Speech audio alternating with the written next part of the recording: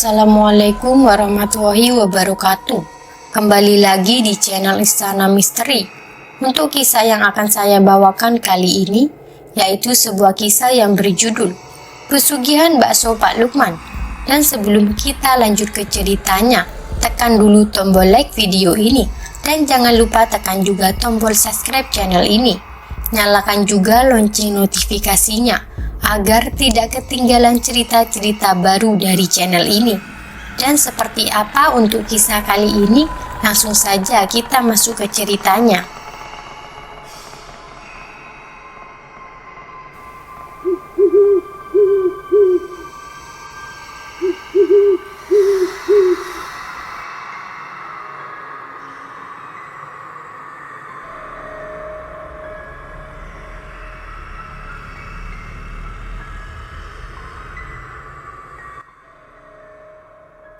Lukman duduk melamun di depan warung bakso miliknya. Akhir-akhir ini, warungnya yang biasanya ramai mendadak sepi tanpa alasan yang jelas. Pemasukan pun terhenti, membuatnya sulit membiayai kehidupan keluarganya. Putri sulungnya, Ryan, terpaksa tidak bisa mengikuti ujian sekolah karena belum membayar uang SPP. Pak, apa tidak curiga kenapa kehidupan kita tiba-tiba jadi seperti ini? Tanya Ryan ketika keluar dari kamar. Matanya masih bengkak akibat menangis semalaman. Iya Pak, apa tidak coba tanya teman-teman Bapak dulu? Sahut istri Lukman yang duduk di sampingnya. Lukman menghembuskan nafas berat lalu berkata, apakah ini ada hubungannya dengan persaingan usaha? Tapi kita tidak pernah permasalahan dengan orang lain. Perkataan anaknya membuat Lukman mulai berpikir aneh-aneh. Warungnya bahkan baru saja tutup, tetapi banyak orang yang mengatakan bahwa ia tidak pernah berjualan sama sekali. Sudah malam, Lukman meminta keluarganya untuk tidur. Jangan diambil pusing, nanti Bapak cari cara agar kamu bisa ikut ujian susulan, ujarnya kepada Ryan. Ryan pun masuk ke kamar, tetapi sebelum pergi, ia mengingatkan bapaknya tentang sang ibu yang sudah terlanjur emosi. Keesokan harinya, situasi semakin memanas. Salah saya apa? Tapi tolong jangan seperti ini, teriak Lukman saat sebuah batu yang dilempar istri Ahmad mengenai kepalanya. Istri Ahmad berteriak dan menangis melihat darah yang mengucur dari kepala suaminya. Dia tidak tahu masalah apa yang terjadi sampai-sampai suaminya diamuk masa seperti ini. Maling mana ada yang ngaku, kalian kan yang membuat warung Lamongan kami bangkrut. Kalian guna-guna warung kami, teriak istri Lukman penuh emosi. Kejadian tersebut membuat situasi semakin kacau dengan tuduhan-tuduhan yang tidak jelas dan emosi yang memuncak.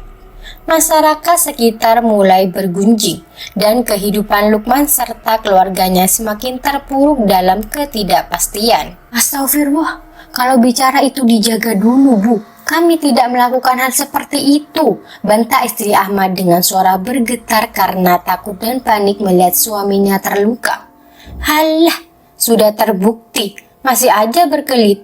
Istri Lukman yang benar-benar termakan emosi kini menyergap istri Ahmad dan menjabaknya sekuat tenaga. Untunglah Pak Lurah dan polisi datang membubarkan warga yang semakin banyak berdatangan untuk melihat kejadian. Istri Lukman dan beberapa orang yang memulai keributan diamankan ke kantor polisi untuk dimintai keterangan. Lukman yang mendengar hal tersebut langsung buru-buru datang menghampiri istrinya. Saya atas nama istri saya meminta maaf yang sebesar-besarnya Pak Ahmad, ujar Lukman dengan wajah penuh penyesalan. Maaf Pak Lukman, kami tidak pernah yang namanya curang. Kami hanya mengganti koki lama kami dengan yang baru. Itu yang membuat masakan di warung saya berubah, jelas Pak Ahmad dengan dada bergetar. Meski sudah dijelaskan, Lukman tetap yakin bahwa warungnya telah diguna-guna oleh orang lain. Padahal masalah di warungnya sebenarnya disebabkan oleh pegawainya yang malas-malasan. Semua kesalahpahaman akhirnya diselesaikan. Pak Ahmad dan istrinya telah memaafkan istri Lukman. Meskipun kesalahan itu tidak sepenuhnya hilang dari ingatan mereka. Namun, Lukman dan istrinya, Surti, merasa tidak ada jalan lain untuk menyelamatkan usaha mereka. Mereka memutuskan untuk mencari jalan instan agar warungnya kembali ramai. Tanpa memberitahu Lukman, Surti pergi menemui Mbah Keramat untuk meminta pesugihan. "Kau harus melakukan ritual ini dahulu," ujar Mbah Keramat dengan suara serak. Surti merasakan bulu kuduknya berdiri. "Apa itu, Bah?" tanya Surti dengan suara bergetar. "Nanti kau akan tahu sendiri," jawab Mbah Keramat. Mbah Keramat memimpin jalan, diikuti Surti yang sudah memakai kemban dan membawa nampan berisikan kembang 7 rupa dan juga menyan yang telah dibakar. Surti lalu masuk ke dalam sumur tua yang tidak terlalu dalam. Dinginnya air malah membuat tubuh Surti menggigil ketika ia masuk dalam air. Surti merasa takut, tetapi keputusannya sudah bulat. Ia harus melakukannya demi menyelamatkan warung dan kehidupan keluarganya. Ritual yang dijalani Surti mungkin akan mengubah segalanya, tetapi ia tidak pernah menyangka bahwa hal itu akan membawa dampak yang lebih besar dari yang ia bayangkan. Akankah keputusan Surti membawa keberuntungan atau malah semakin menjerumuskan keluarganya ke dalam jurang kesengsaraan? Waktu akan menjawab semua. Mulut Surti komat kamit melafalkan mantra. Beberapa menit berlalu tanpa ada gangguan apapun di dalam sumur tua itu. Keheningan malam menambah rasa takut di hatinya.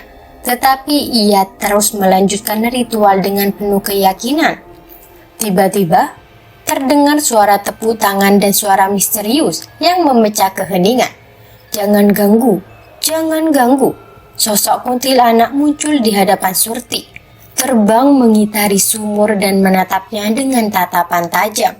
Surti semakin kencang melafalkan mantranya, berusaha menahan rasa takut yang semakin menguasainya. Tangannya gemetar saat ia menaburkan kembang 7 rupa ke dalam air sumur, berharap ritual ini akan berhasil dan membawa keberuntungan bagi keluarganya. Setelah beberapa saat, ritual tersebut selesai. Sosok kuntilanak perlahan menghilang, meninggalkan Surti yang terengah-engah. Ia bergegas mengumpulkan barang-barangnya dan berterima kasih kepada Mbah Keramat. "Jangan lupa syarat yang kukatakan padamu," ujar Mbah Keramat sebelum Surti pergi. Surti mengangguk dan buru-buru pulang karena ia sudah pergi seharian tanpa memberitahu suami dan anaknya. Di sepanjang perjalanan pulang, Surti tersenyum mengingat bahwa ia akan menjadi seorang wanita kaya raya, meski hanya seorang penjual bakso. Namun senyumnya seketika pudar saat melihat banyak orang berlalu lalang di depan rumahnya. Ia merasa ada yang tidak beres. Surti turun dari becak dan berlari menuju rumahnya. Ia histeris saat melihat rumahnya penuh dengan orang. "Di mana anakku?" tangisnya pecah. Tubuhnya terhuyung-huyung hingga harus dibantu masuk ke dalam rumah. Di dalam rumah, ia menemukan suaminya, Lukman, dan anaknya, Ryan, terbaring tak berdaya. Suara isak tangis memenuhi ruangan. "Apa yang terjadi?" tanya Surti dengan suara penuh kepanikan. Ternyata, selama Surti pergi, Lukman dan Ryan mengalami kecelakaan mobil.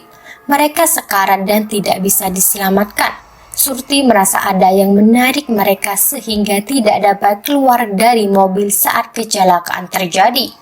Surti merasakan penyesalan yang mendalam. Ia berpikir bahwa ritual pesugihan yang dilakukannya telah membawa malapetaka bagi keluarganya.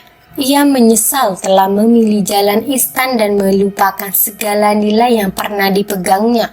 Kehidupan Surti yang awalnya penuh harapan berubah menjadi mimpi buruk. Semua yang diinginkannya, kekayaan dan kemakmuran, hancur bersama dengan keluarganya. Keputusan untuk mencari pesugihan berujung pada kehancuran yang tidak pernah ia bayangkan sebelumnya.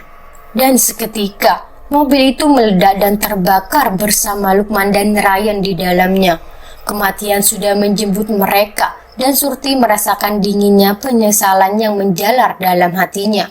Pesan dari Mbah Keramat yang terakhir terngiang di benaknya, tetapi sudah terlambat untuk kembali. Di sebuah restoran mahal, Surti menceritakan kepada temannya tentang kesulitan yang ia hadapi untuk mendapatkan syarat terakhir pesugihan. Entah dari mana ide itu muncul, temannya menyarankan agar ia menggunakan tali pocong dari mayat perawan. Dengan hati yang berat, namun merasa tidak ada jalan lain, Surti melanjutkan langkahnya. Putrinya sudah menjadi tumbal dan tidak akan bisa hidup kembali. "Maafkan Mama, Nak," bisiknya saat mencopot tali pocong dari mayat perawan. Setelah selesai, ia buru-buru keluar dari pemakaman, berlari tunggang langgang ketika melihat pocong bangun dan berdiri di lubang kuburnya. Keesokan harinya, para penjaga makam menemukan makam yang baru saja dikuburkan seminggu, lalu dalam keadaan berantakan. Tidak ada yang tahu apa yang terjadi, tetapi keheningan malam itu menyimpan rahasia Surti yang kelam. Surti kembali ke rumah dengan tali pocong di tangannya. Ia memasukkan tali pocong tersebut ke dalam panci yang berisikan kuah bakso yang tengah mendidih, lalu mengaduknya dengan senyuman licik. Pikirannya dipenuhi oleh bayangan warung baksonya yang akan ramai dikunjungi orang-orang yang tidak sabar ingin mencicipi bakso dengan bumbu mistis itu. Tawa Surti memecah keheningan malam. Keesokan paginya, Lukman sedang bersiap-siap untuk membuka warung bakso milik mereka. Sebelum itu, Surti memberikan secangkir kopi hitam yang telah diguna-guna kepada Lukman. "Ingat, jangan ada siapapun yang masuk ke dapur dan mengintip ke dalam panci bakso kita," perintah Surti dengan tegas. Lukman yang sekarang tidak lebih dari seorang boneka tanpa jiwa hanya bisa mengangguk tanpa ekspresi sama sekali. Semua rencana Surti berjalan dengan sempurna. Warung baksonya kembali ramai, dipenuhi oleh pelanggan yang datang dari berbagai penjuru. Namun, di balik kesuksesan yang diperolehnya, ada harga yang harus dibayar dengan sangat mahal. Harga sebuah jiwa dan ketenangan yang tidak akan pernah bisa ia dapatkan kembali. Surti mungkin mendapatkan kekayaan yang ia inginkan, tetapi hatinya selalu dikejar oleh bayangan keluarga yang telah ia korbankan. Setiap malam, ia mendengar suara tangisan Lukman dan Ryan yang seolah memanggilnya dari dalam api yang membara. Dan di puncak kesuksesannya, Surti menyadari bahwa tidak ada kekayaan yang bisa menghapus dosa dan penyesalannya menggerogoti jiwanya setiap hari. Benar saja, benar saja, benar saja, benar saja. Warung bakso Surti yang baru dibuka jam 6 pagi sudah ramai dikunjungi pembeli.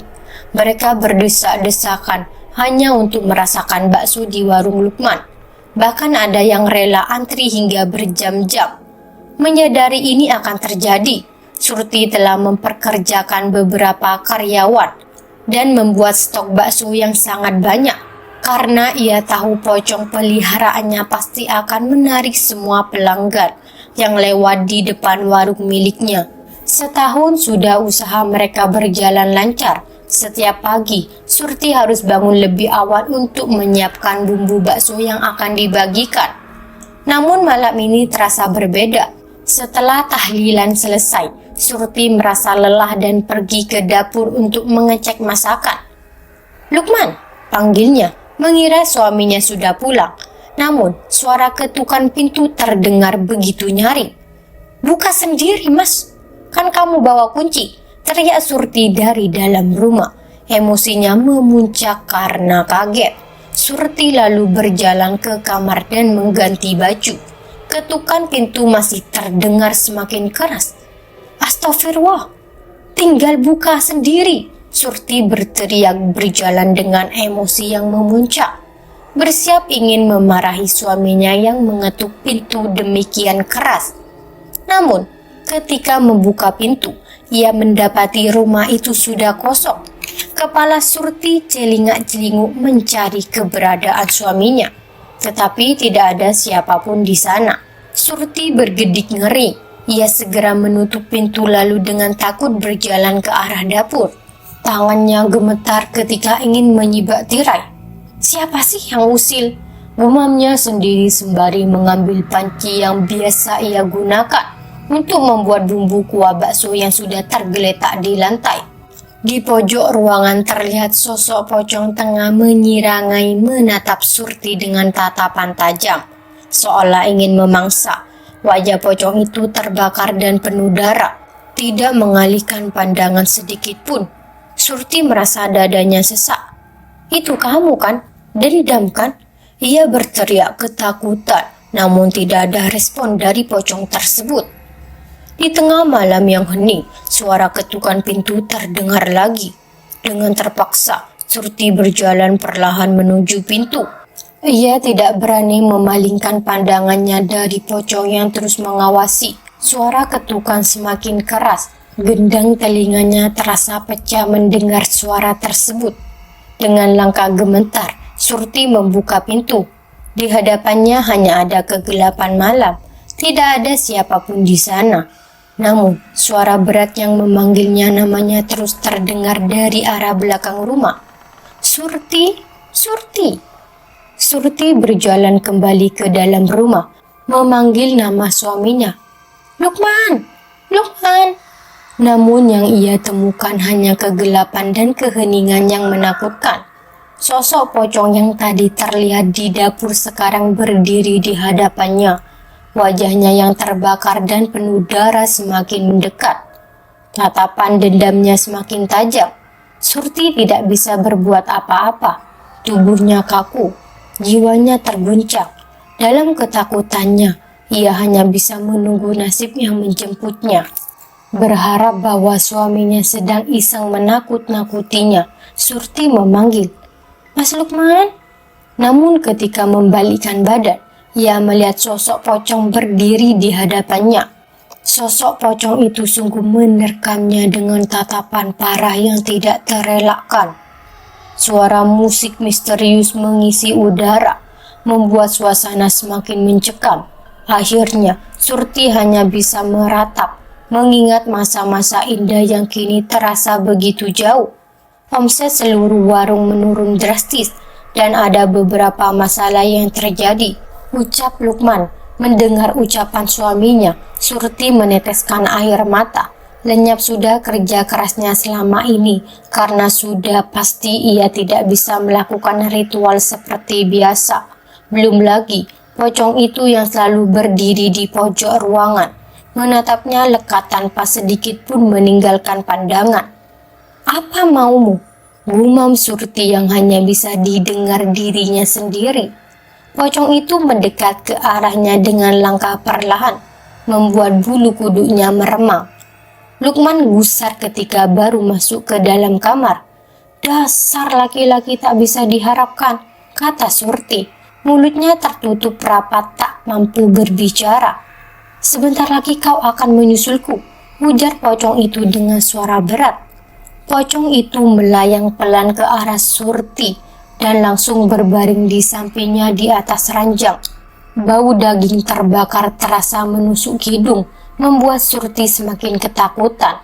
Sementara itu, Lukman merasakan emosi yang membara dalam dirinya.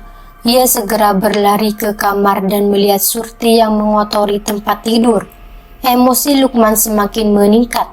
Ia lalu menarik pergelangan tangan Surti sehingga istrinya itu terjungkal jatuh dari ranjang dengan wajah memelas. Surti tak henti-hentinya menangis dan berusaha memohon maaf pada suaminya. Namun ia tetap tak bisa mengeluarkan sepatah kata pun. "Jadi selama ini kau berbuat kotor dan keji seperti ini?" amarah Lukman meledak. "Rumah dan uang yang bisa ia bawa sebelum aku menjadi tumbal selanjutnya. Lebih baik kau yang mati duluan." Lukman langsung berjalan keluar dan segera pergi dengan mobil yang dibeli oleh Surti. Ia harus menjual semua barang yang bisa diambil. Lukman lalu menginjak pedal gas dengan kuat agar segera sampai di toko barang bekas. Untunglah waktu itu jalanan lenggang karena sudah begitu larut malam. Namun Lukman mendengar jelas suara yang memanggilnya. "Pak, tolong, bebaskan aku. Di mana kamu?" Lukman keluar dari mobil dan memeriksa sekelilingnya. namun tidak menemukan apapun, hanya suara hantu yang terus mengusiknya. Suara keras terdengar begitu nyaring. Warga sekitar yang mendengar suara dentuman keras lalu keluar dan mengecek apa yang terjadi. Mereka hanya melihat sebuah mobil terbakar tanpa ada korban jiwa di dalam mobil tersebut. Mayat Lukman ditemukan sehari setelah kejadian karena mayatnya terlempar begitu jauh hingga ke semak-semak dan ditutupi daun kering yang berjatuhan dari pohon besar. Tubuhnya ditemukan tewas, membuat masyarakat gempar. Dengan kejadian ini, masyarakat mulai sadar bahwa ada kekuatan jahat yang telah menguasai hidup Lukman dan Surti. Mereka akhirnya memutuskan untuk membersihkan warung bakso tersebut dan mengusir semua iblis yang pernah menghuni tempat itu. Namun, bayang-bayang pocong itu tetap menghantui siapapun yang pernah terlibat dalam ritual pesugihan tersebut.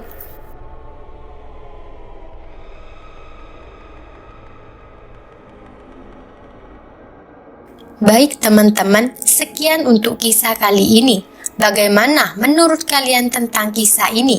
Tulis di kolom komentar. Dan buat teman-teman yang baru bergabung, jangan lupa untuk like, komen, share, serta subscribe channel ini. Dan nantikan kisah-kisah horor berikutnya. Tetap di channel Istana Misteri. Terima kasih. Wassalamualaikum warahmatullahi wabarakatuh.